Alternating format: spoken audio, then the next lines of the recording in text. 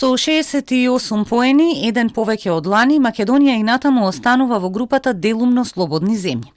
Во последниот извештај на Freedom House за состојбата со демократијата во светот, политичките права се оценети со 29 од можни 40, а граѓанските слободи со 39 поени од можни 60.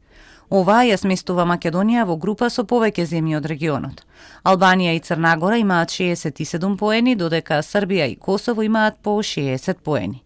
Далеку од максималните 100, колку што имаат целосно слободни земји како Норвешка, Шведска и Финска.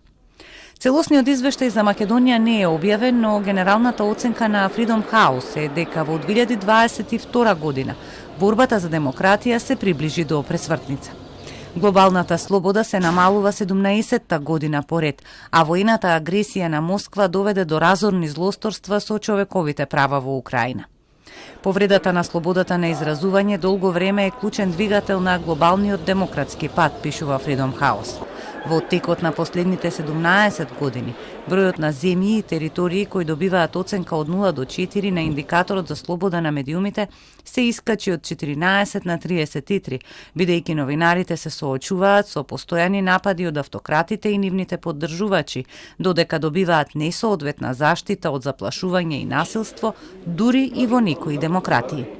Freedom House пишува дека изминатата година донесе повеќе од иста состојба.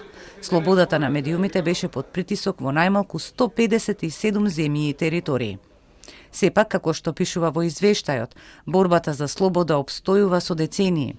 Кога Freedom House го издаде првото издание на своето глобално истражување во 1973 година, 44 од 148 земји беа оценети како слободни.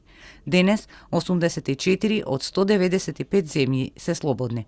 Иако демократизацијата забави и најде на неуспеси, луѓето ширум светот продолжуваат да ги бранат своите права од авторитарни напади.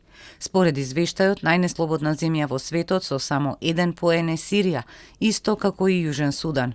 На дното е и Северна Кореја со 3 поени.